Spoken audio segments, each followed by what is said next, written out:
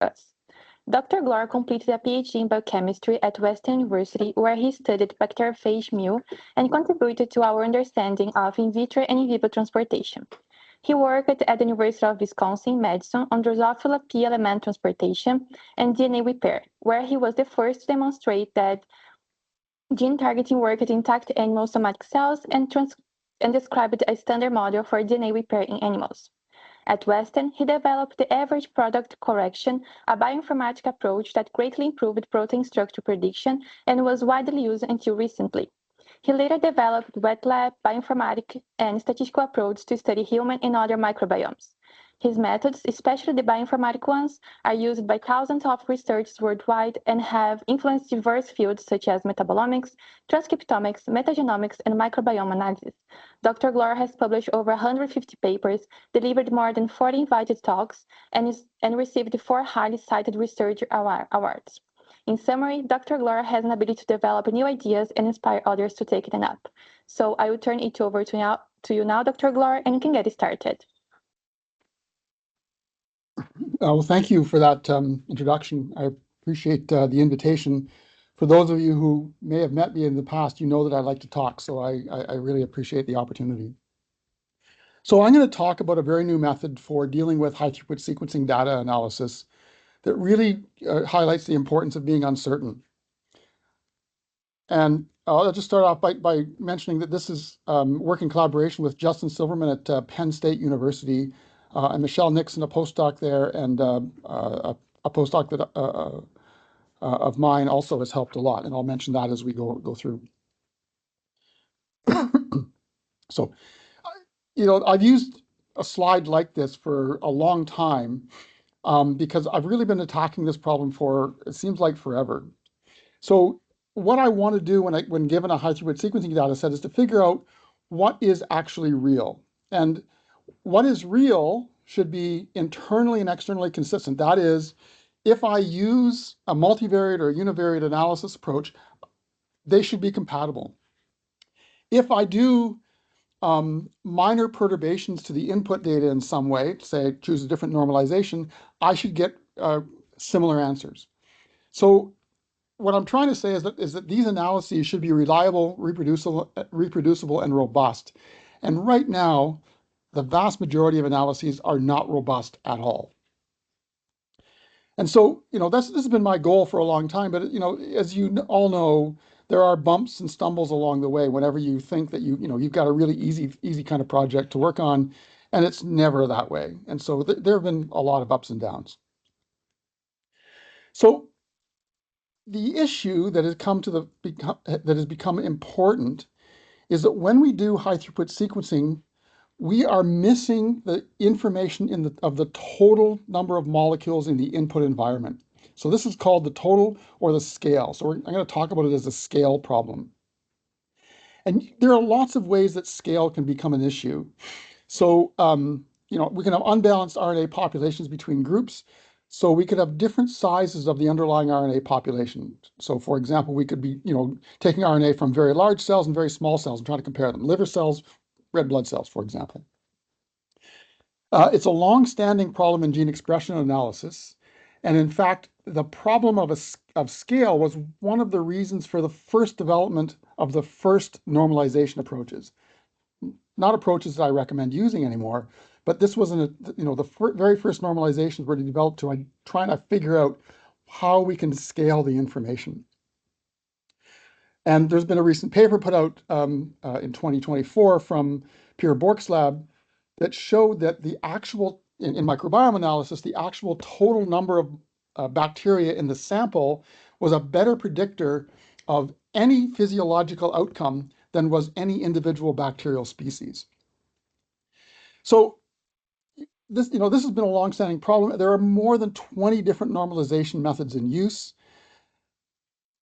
And I hope to convince you that they're all objectively terrible. Okay. So in fact, they're more than objectively terrible. Michelle Nixon in Justin Silverman's lab has submitted a paper on the theory of normalization, and the paper is called Scale Reliant Inference. It's on the bioRxiv, or the archive if you want to look at it. It's 20 pages of closely argued linear algebra. But the take-home message is that all normalizations are provably wrong, okay?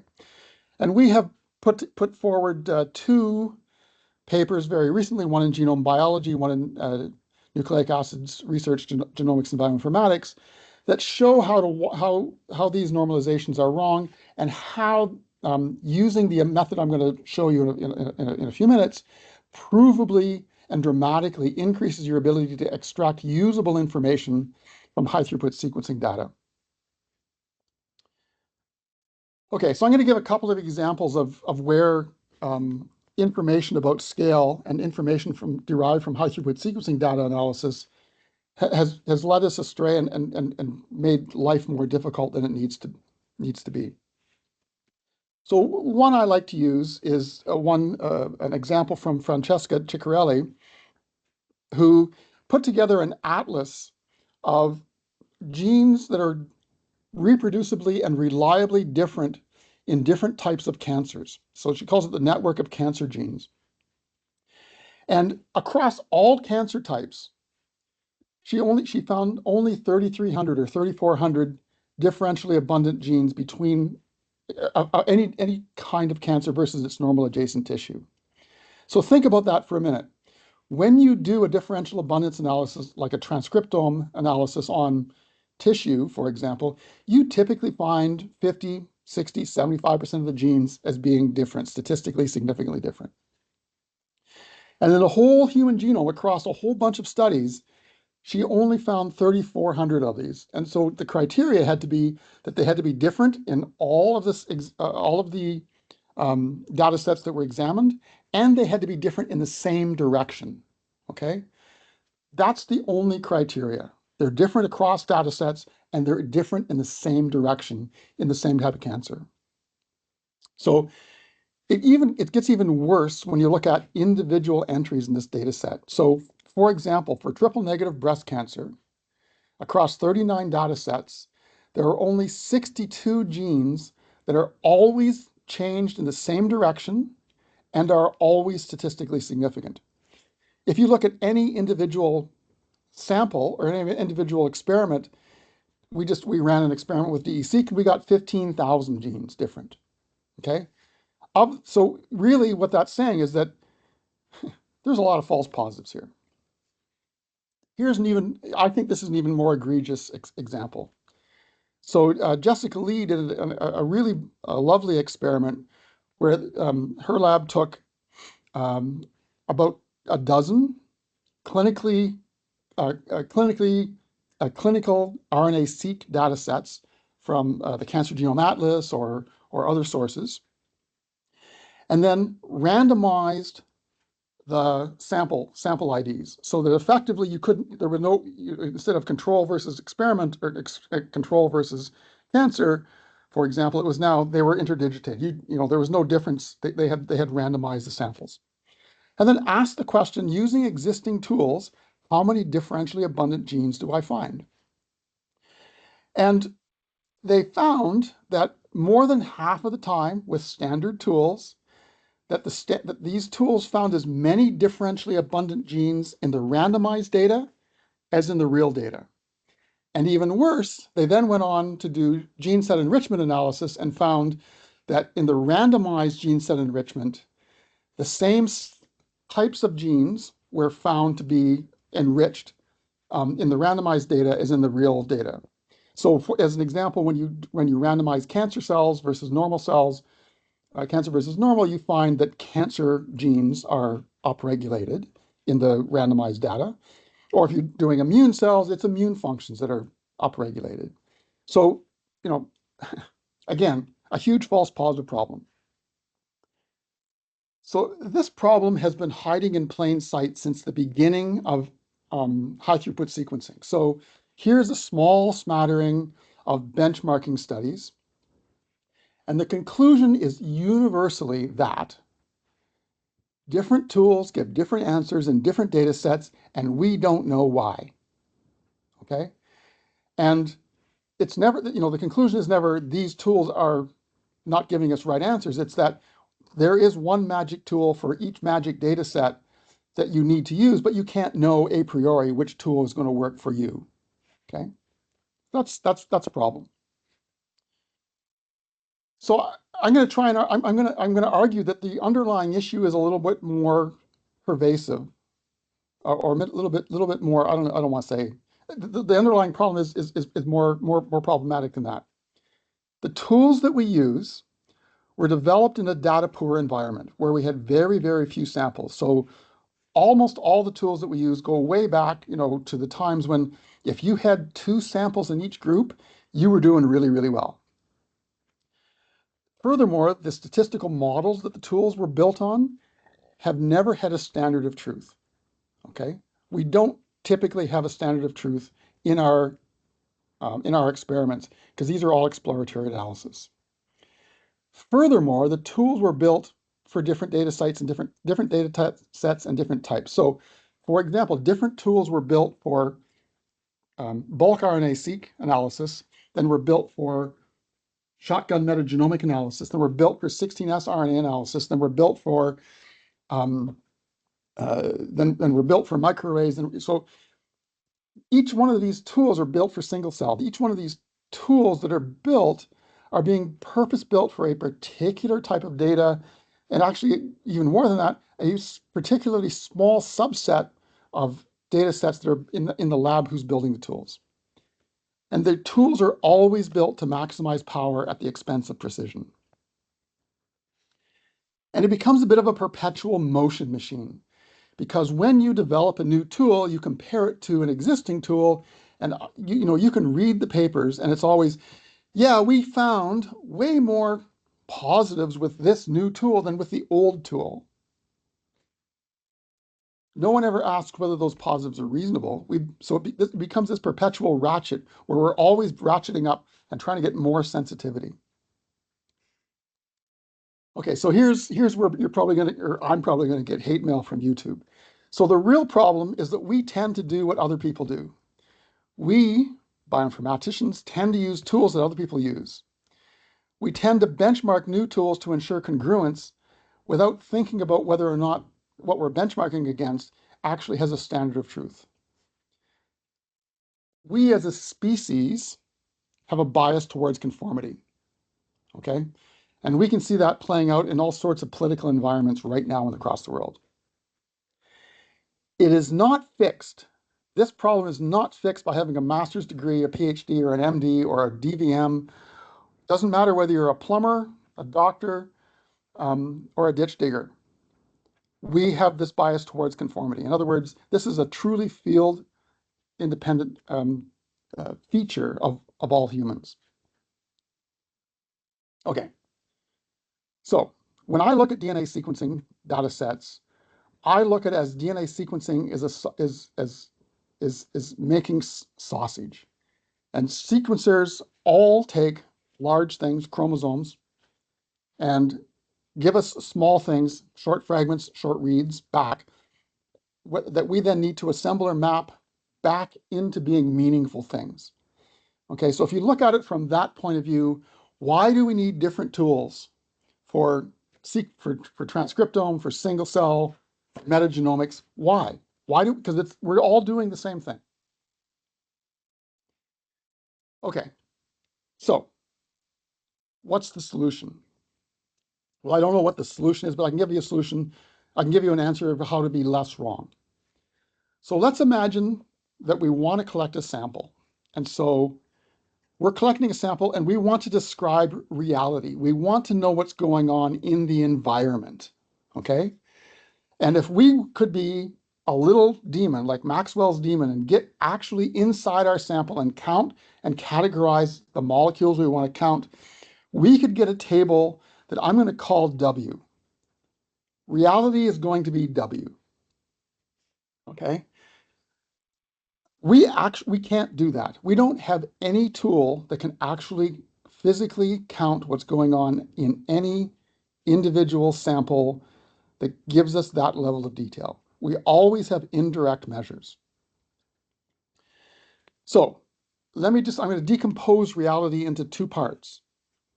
If we have a table of counts W that has D sample or D parts and N samples, so we can describe the Dth part and the Nth sample, we can decompose that into two parts. For a given sample, given part in a sample, we can get a compositional part, that is, we can take the total count that we've got, divide it by the total in that sample and get a proportion. And we then have the total number of molecules we observe in that sample. That's the system we want to describe. That's reality. We always do things in log space, okay? We're always looking for log fold change, okay? So in log space, it's not the proportion times the total, it's the log of the proportion plus the log of the total. It gives us the log of reality. Okay, that's, and I promise you, this is the only equation. I'm going to decorate this equation a little bit, but this is the only equation you need to understand, and it's really very simple. Proportion times total equals our counts.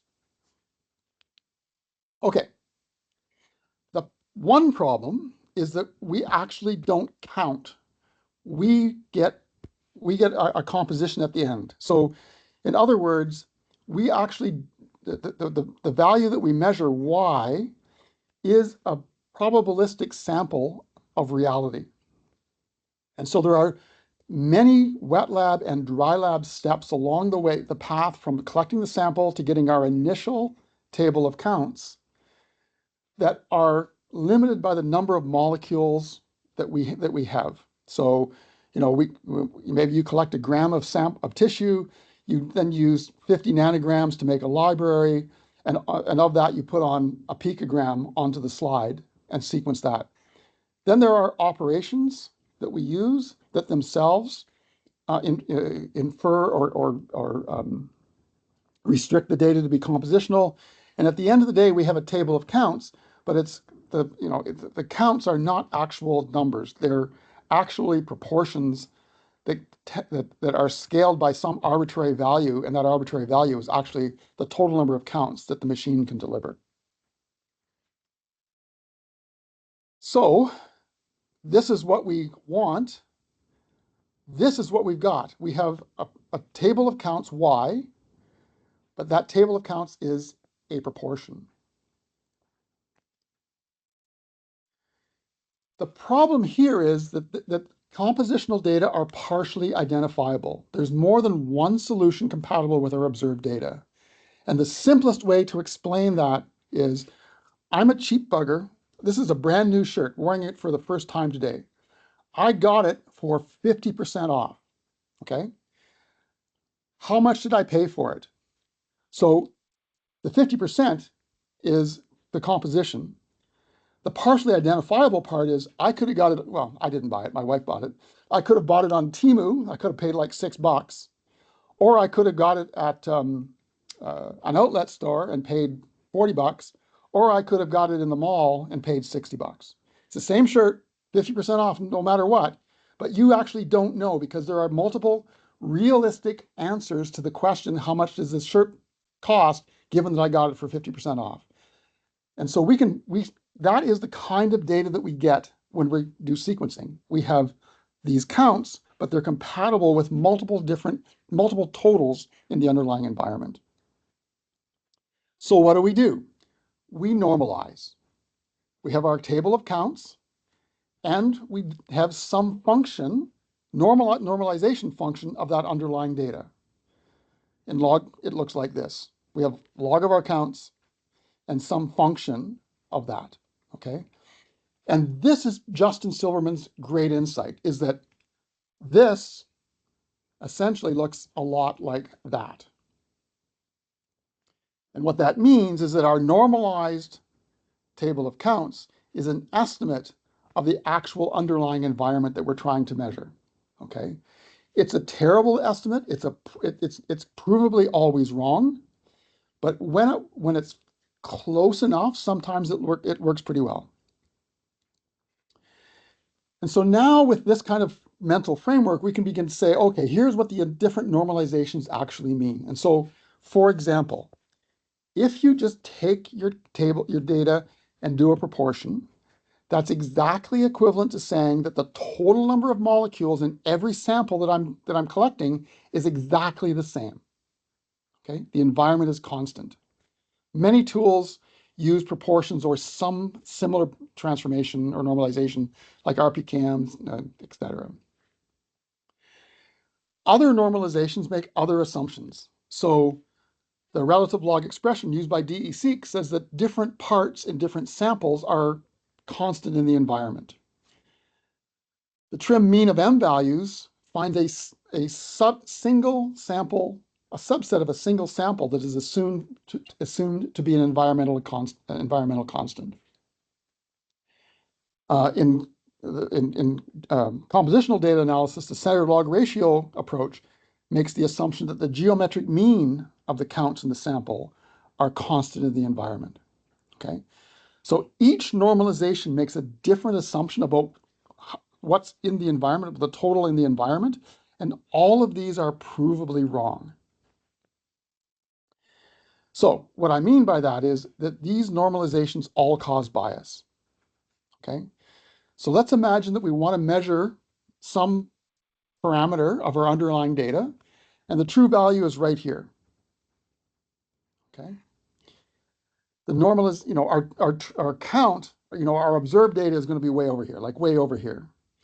After normalization, we often get closer to the true value, but we don't have to get closer to the true value, but we still have this input bias. So we can do a couple of things. We can add some uncertainty to our normalization. We can inform it by biology, or we can inform by external measurements. So just adding some uncertainty is really easy. We can use, this is literature searching basically to say, oh, okay, I'm measuring, these are really big cells, these are really small cells. So I'm going to say that I need to adjust for the total number of molecules that I expect to be in the cells and just remove some bias. Or I can do spike-ins and I can remove even more bias as long as our spike-ins are actually usable and reasonable. And so in that Lee paper where there were all of those false positives, this was caused by the unacknowledged bias. All of those tools that were used to look for where they said that the number of positives in shuffled data can be equivalent to the number of positives you find in the unshuffled data. That's all caused by this unacknowledged bias. It's caused by the fact that the normalization is a long way away from the true value in those data sets. Okay, so what we do is this, same equation. So in order to understand what's going on, to make a good model of the environment, we add some error to our counts, error 1, and we add some error to the normalization. And that's it. That's the secret sauce. Okay? We're just acknowledging that neither our observations, our counts, nor our normalization are perfect. And so we're adding in the ability, or we're adding the ability to say, I don't know what the right answer is, but it's somewhere in this distribution. And so if we have 3 different normalizations, if we add in that uncertainty, at least part of the distribution is close to where the environment is. If we add in some external knowledge, we can get that distribution to be pretty much centered on what the true value is. Okay. I won't go through how we implement this, but we have 2 different tools that basically build in that uncertainty and allow us to do those kinds of analyses. And so we can output answers that are, here's the point estimate of that uncertainty, or we can output the answer which is, here's the point estimate plus the uncertainty that you've modeled in. Okay. So let me show you how this works in a couple of real data sets. So I'm going to use some data sets from the Lee paper, so the PD1 data set. So this is an immune cell transcriptome from about 50 people that are control and 50 people who have been treated with anti-PD1 antibodies. So this is what's used in cancer biotherapeutics. I'm going to also use some 10 data sets from the Cancer Genome Atlas.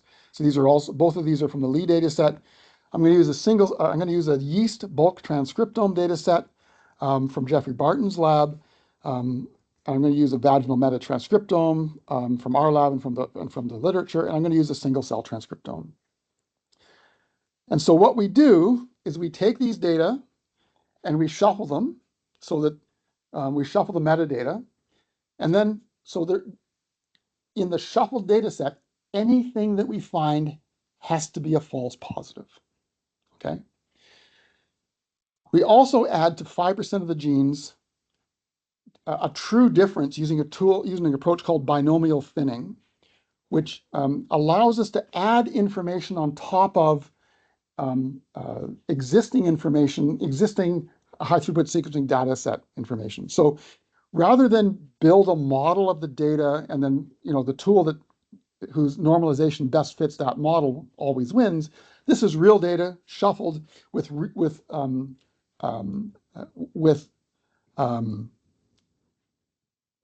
real or modeled differences added to 5% of the genes.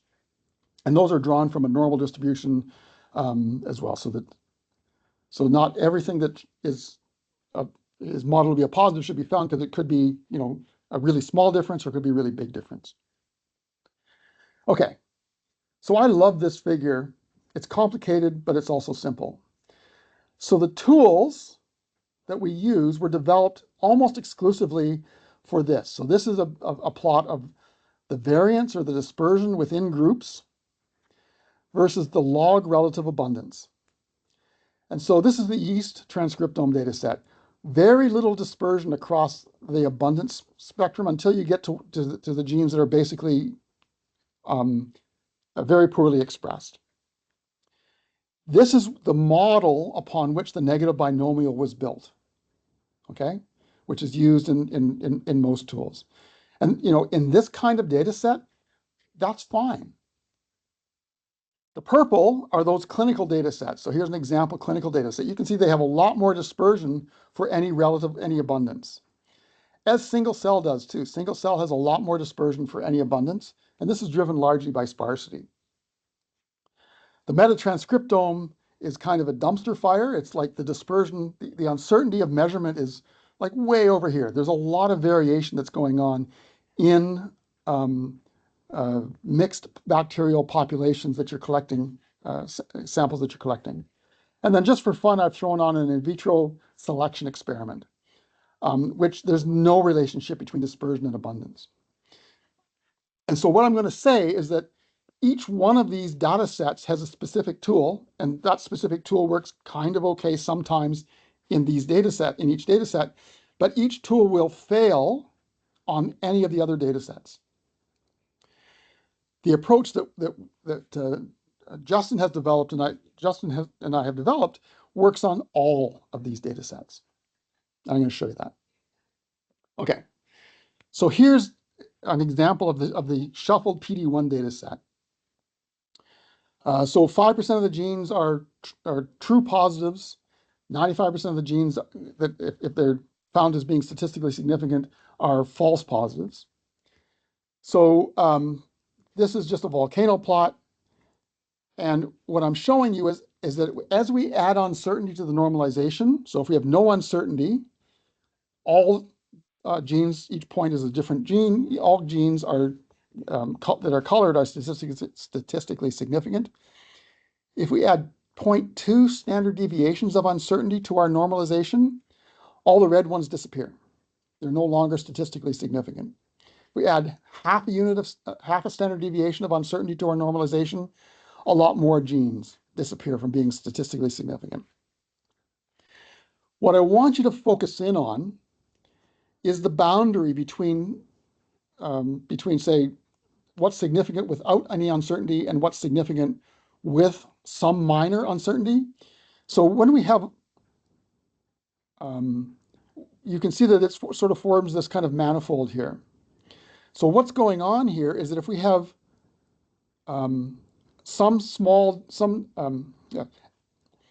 if we're measuring the genes difference between groups very accurately, we're going to get a very low p-value or false Q score. And so genes that have a very low Q score can have a relatively small fold change difference. This is about 0.6, plus or minus 0.6.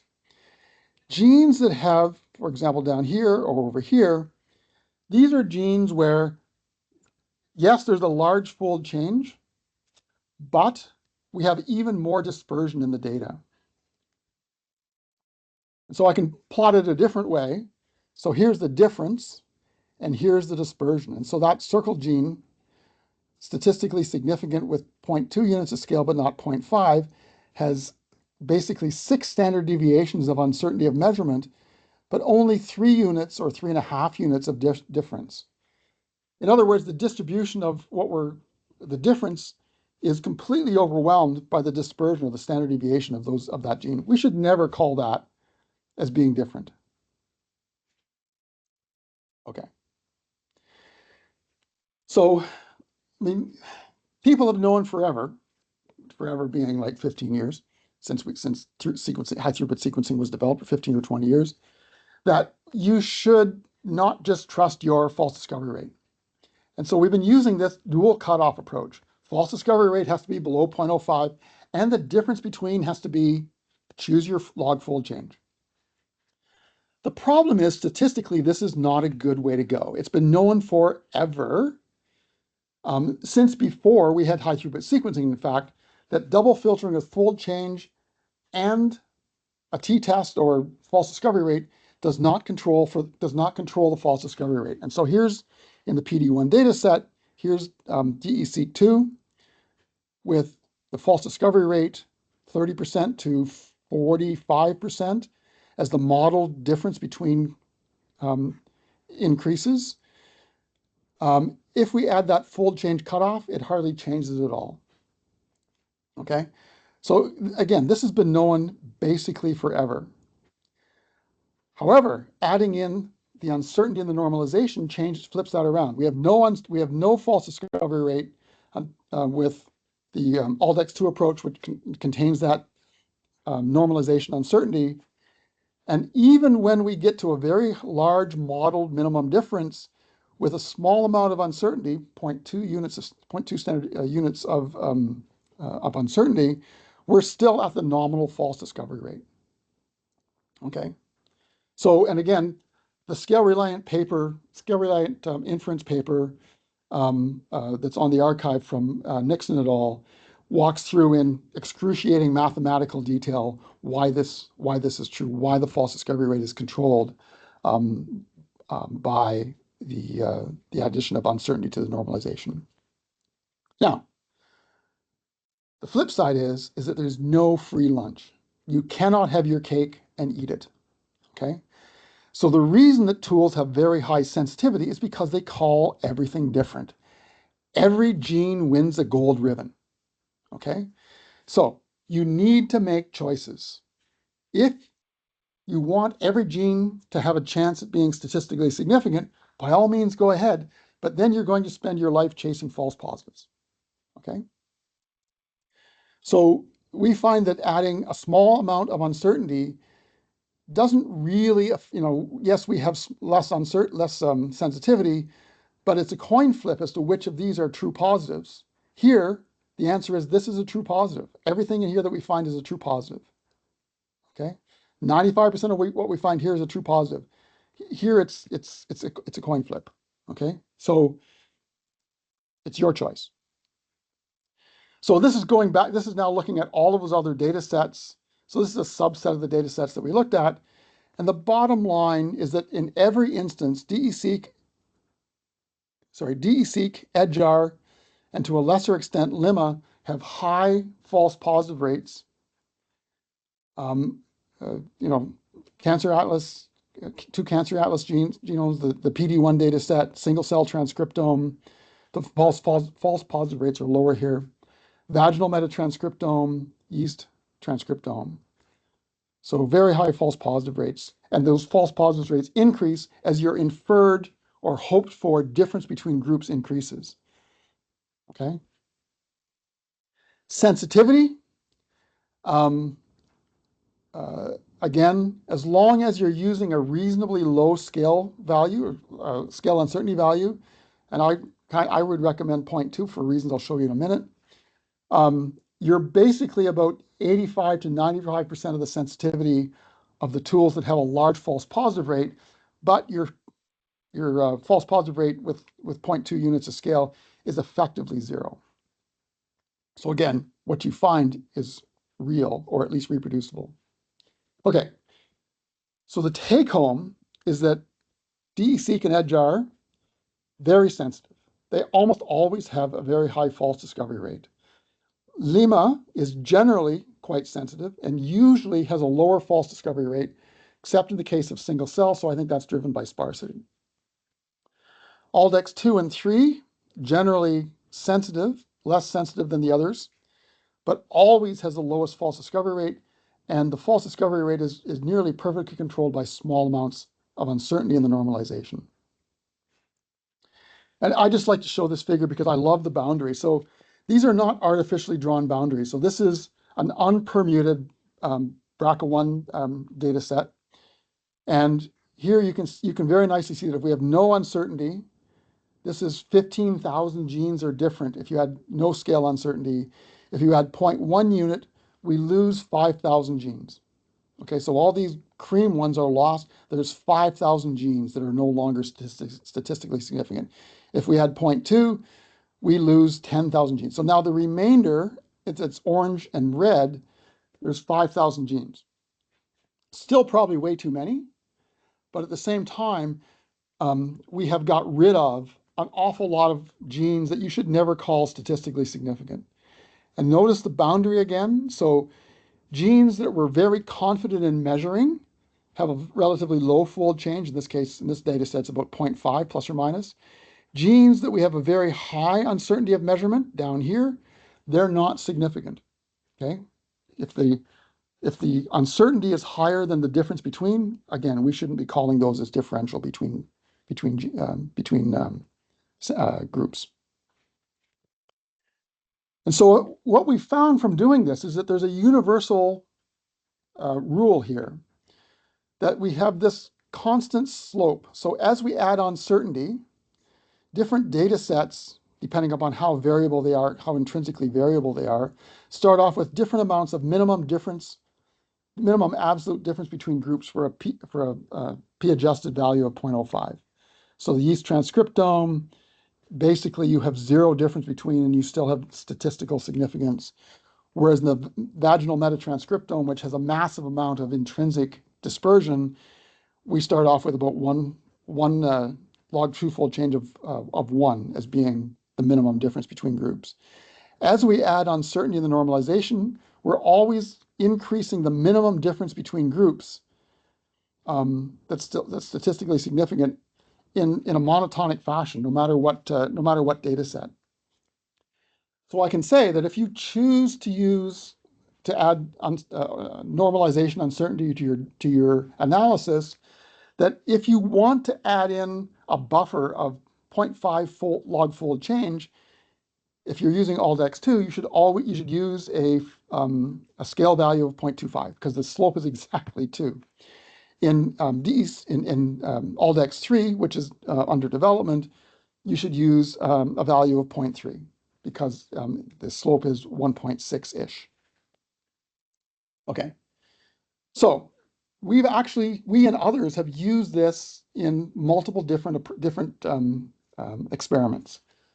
So we published very recently a vaginal metatranscriptome analysis where we showed that across 3 different data sets collected from 3 different cohorts by 3 different groups on 2 different continents, that we got the same answer in each cohort using this approach.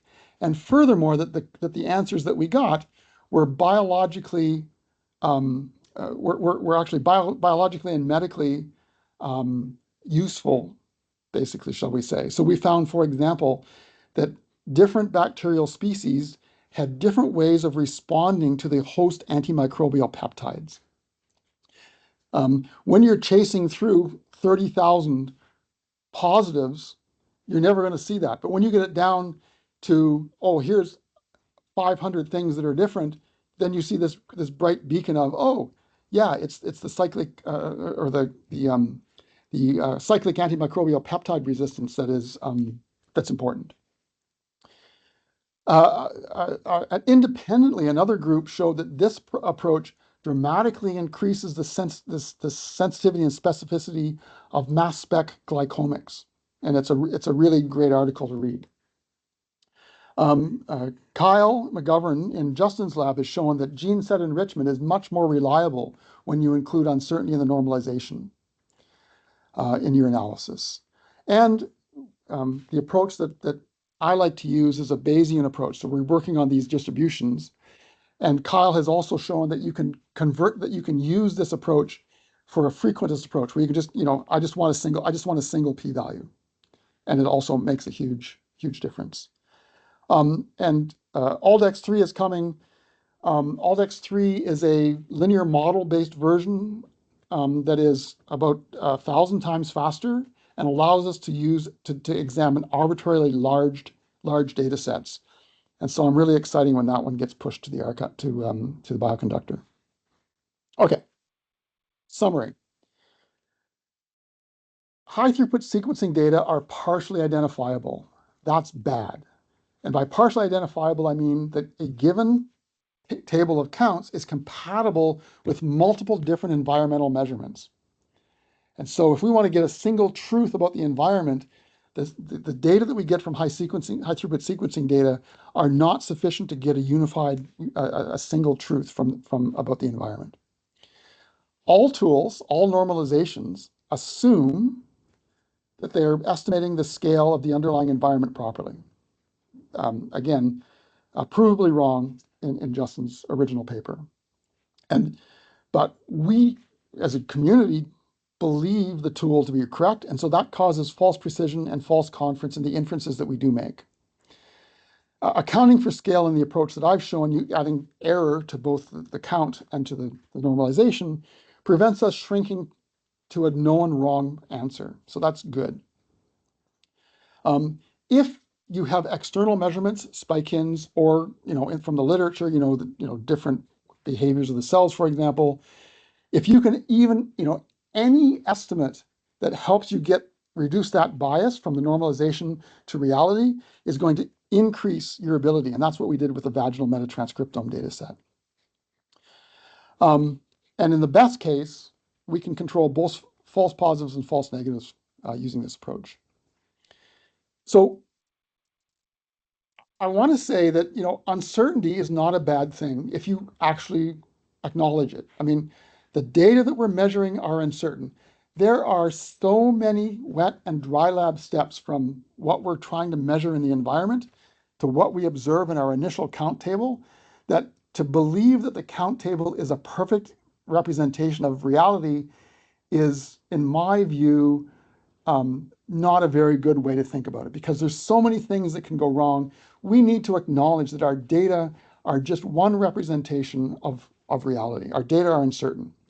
If our measurement if our measurement is uncertain, therefore we should have some uncertainty in our results. Therefore, we should have some uncertainty in our interpretation. And I love this quote from UC Taipei, who has done a lot of systems single-cell biology analysis. He's of the view that biological systems are only as different as they need to be. If you perturb one gene, why would you expect 15,000 other genes to change? Okay? And so with this kind of mental framework, we move from trying to be right to trying to be progressively less wrong. And scale uncertainty can be built into any normalization approach. It's easiest with the compositional data analysis approach because it's easy to estimate what the inference is that's being made about the underlying environment. But once you understand what all the other normalizations are doing, you can use them as well. Okay. So I just want to thank Justin Silverman, who's a relatively new assistant professor at Penn State. He's an MD, PhD. Michelle was his postdoc. She's now moved on. Andrew Fernandez started me down this pathway a long time ago and developed the first tools. And so these tools have turned out to be incredibly useful for understanding what's going on. I didn't get a chance to add a picture of Scott DeSantos, my postdoc, who's been doing a lot of the modeling that I showed you, but I should put that in there. And we've been supported by CIHR, NSERC, and Justin supported by NIH. So thank you for your attention. I hope I made some statistics at least a little bit bearable to listen to for the last 40 minutes or so. Thank you, Dr. Gloor. So thank you, Dr. Gloor, for your presentation. I would now like to open the floor to any questions, either from people here in the room or for those joining us online.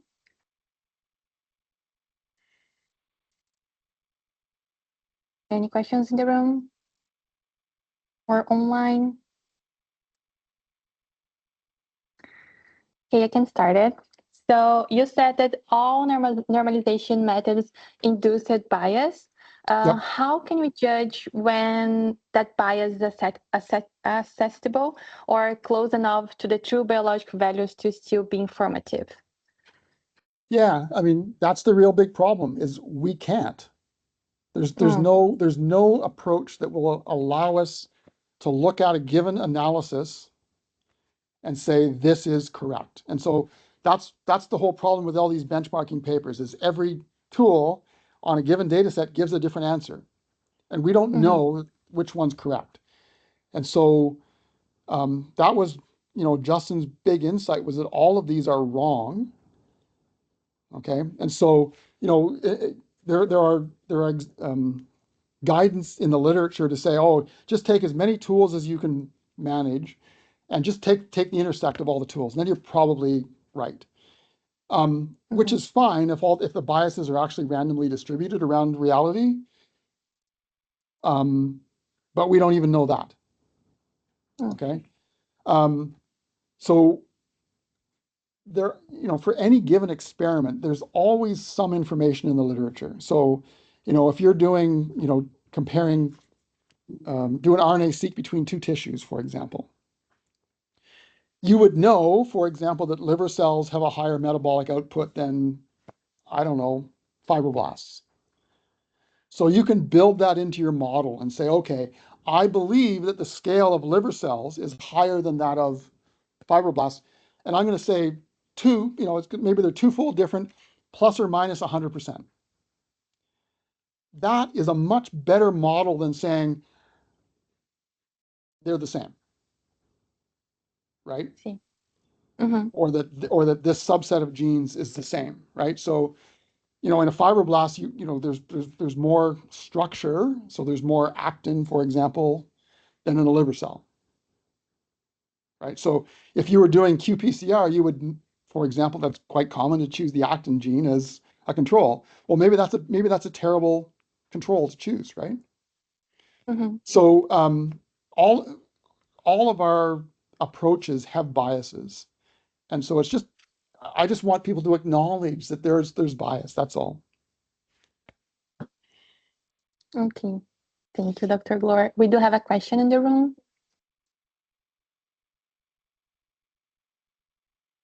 Oh, great. Hello, Dr. Gloor. Thank you for your presentation. I did have a question, though, on the level of uncertainty.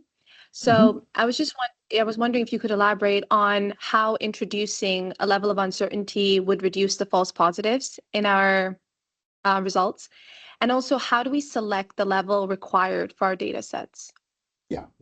So right now, if you're doing an experiment, you will choose a fold change. Yeah. Right? That's sort of the standard way. Yeah. And the goal there is to reduce false positives. Unfortunately, it doesn't. So outside of the fold change that you choose, you have not actually reduced the number of false positives that you have. So what I would suggest would be if you're going to say, okay, I assume that biologically I need at least a fold change of 0.5. Yeah. That's what I would use. So instead of using a hard cutoff, which just is like straight down that volcano plot, okay, so you would say for a minimum fold change of 0.5 with this knowledge that we have this standard relationship between minimum fold change and the amount of uncertainty that we add, you would add 0.25 units of uncertainty, and then your minimum fold change would be 0.5 for things you can measure well, and then as you can't measure them, then you increase the minimum fold change that's required for things that are for genes that are not measured with as much precision, I guess is the best way to put I it. see.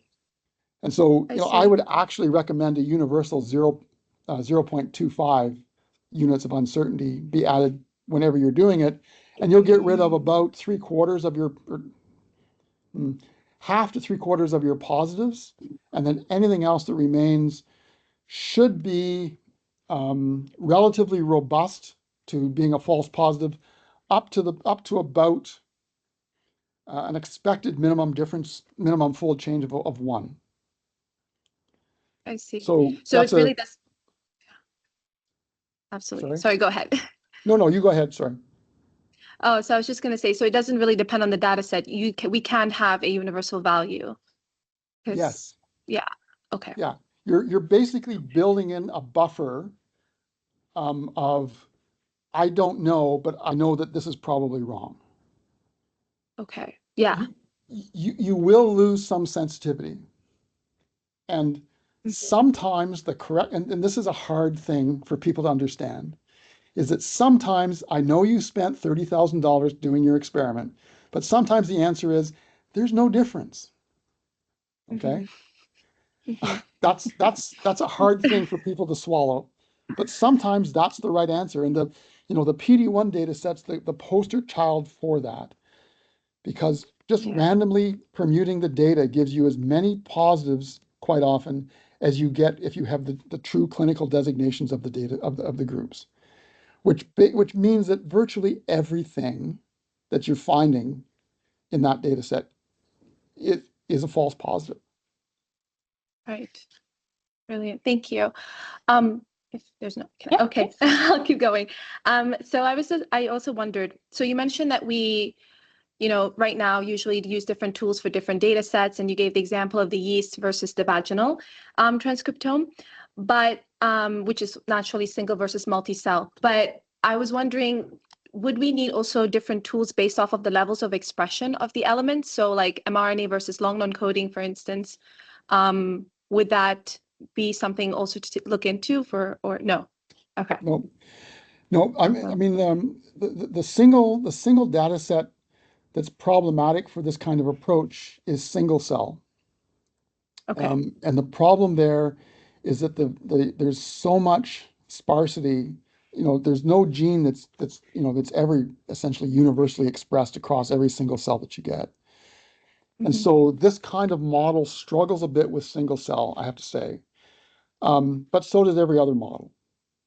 Okay. I see. Yeah. Um, so the sensitivity is actually quite low. But again, the false discovery rate is effectively 0. So even though the sensitivity is low, what you find is reliable. Okay. I see. Yeah. Great. Brilliant. And then just one last question.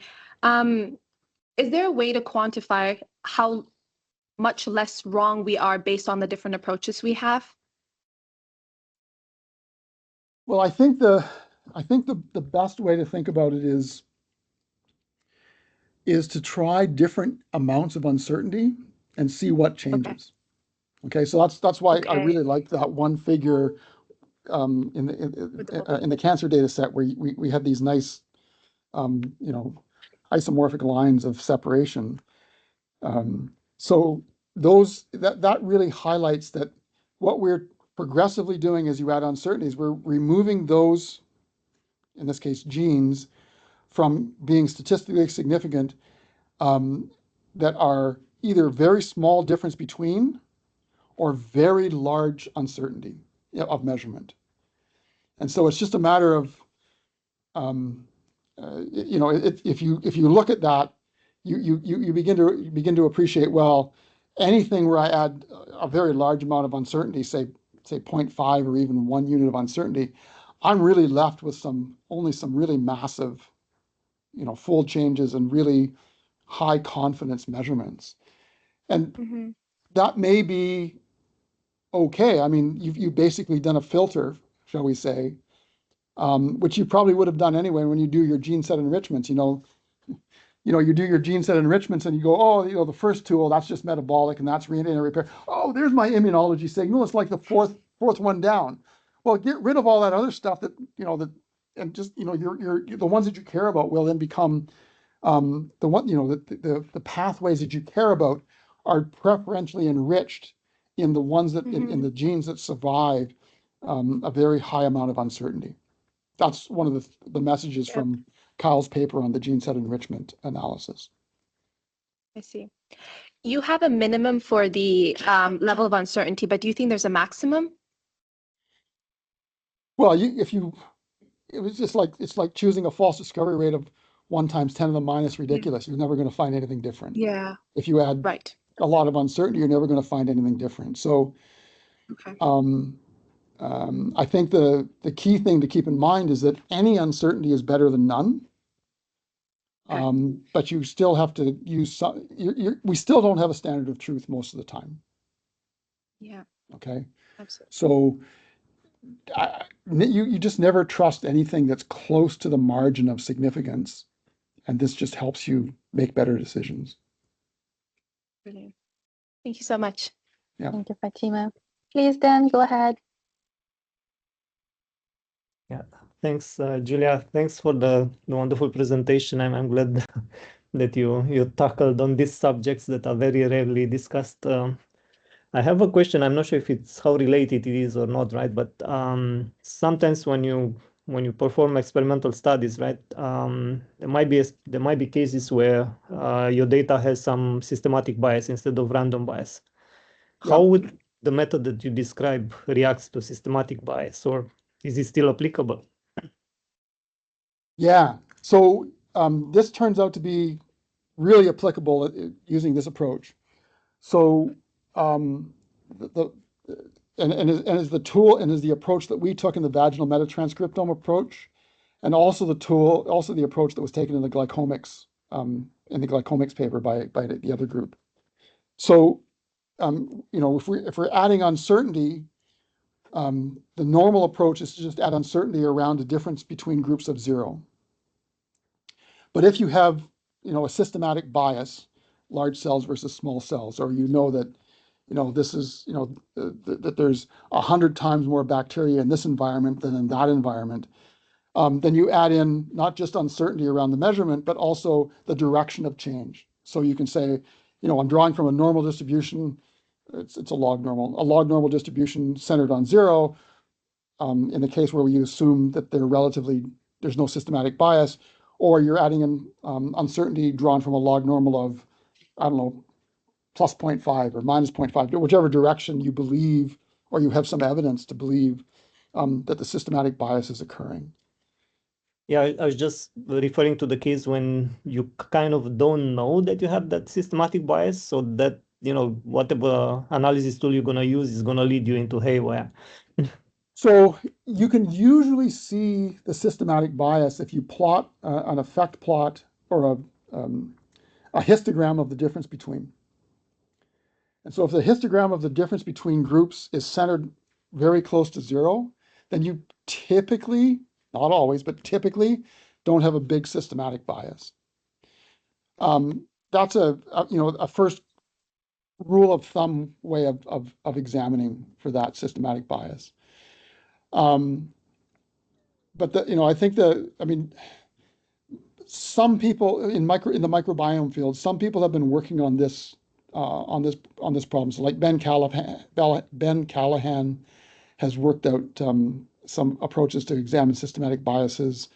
Justin himself has worked out some approaches to think about systematic biases. But at the end of the day, without expert understanding of the environments that you're sampling, it's kind of hard to just trust the bioinformatic tool that's built by somebody who doesn't have as much understanding of the biological system as hopefully that you do. Okay, thank you very much. So basically, know your data. I understand. Yeah, know your data, explore your data before you touch it in any other way. Absolutely agree. Thank you very much. Yep. Thank you, Dan. Thank you, Dr. Gloor. This has been a great discussion. Thank you, everyone, for coming today. The recorder will be posted on YouTube, and I will share more details about that with you later, Dr. Gloor. That's it. See you all next week. Have a nice weekend. Yep. Thank you very much for the invitation. Nice Bye-bye. meeting you all. Bye. Bye.